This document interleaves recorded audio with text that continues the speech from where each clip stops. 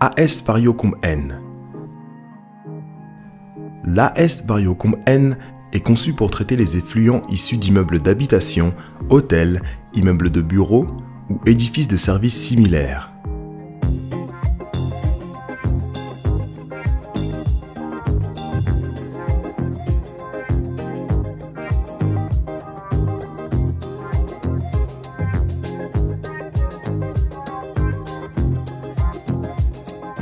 Prévue pour des capacités de 30 à 300 habitants équivalents, la technologie de cette station est basée sur un processus stable et fiable, nécessitant une faible consommation d'énergie et un temps de séjour hydraulique des plus réduits possibles.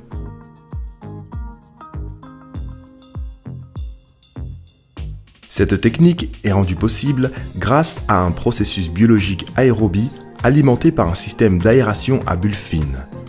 Ce procédé dit de boue activée faible charge est éprouvé par une longue pratique. Description de la technologie. Les effluents pénètrent dans la station par le compartiment de sédimentation dans lequel les particules légères flottantes et les particules lourdes sédimentées sont retenues et décomposées en milieu anaérobie. L'effluent pré-traité mécaniquement s'écoule alors de la zone de sédimentation primaire vers la zone d'activation par un passage siphoïde.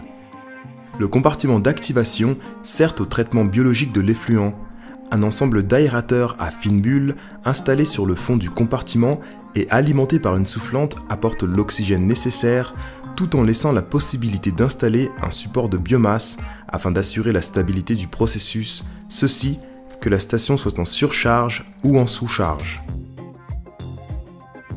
La mixture activée est ensuite dirigée vers un clarificateur vertical dans lequel s'opère la séparation entre l'eau épurée et la boue activée sédimentée qui est renvoyée vers la zone d'activation au moyen d'une pompe mammouth.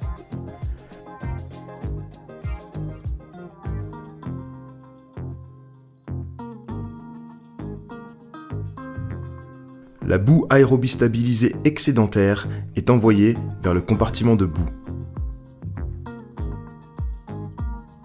Une paire de pompes mammouth est nécessaire afin de rejeter l'eau épurée vers la sortie de la station.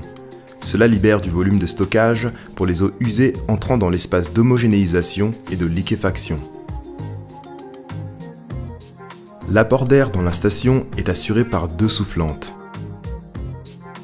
La première alimente le système d'aérateur à bulles fines posé dans le compartiment d'activation, tandis que la seconde est utilisée pour alimenter les pompes mammouth. Cela afin d'obtenir un résultat optimal. Les soufflantes sont gérées par un système installé dans l'armoire électrique de commande permettant un contrôle automatique et optimisé de ces dernières et assurant une faible consommation d'énergie.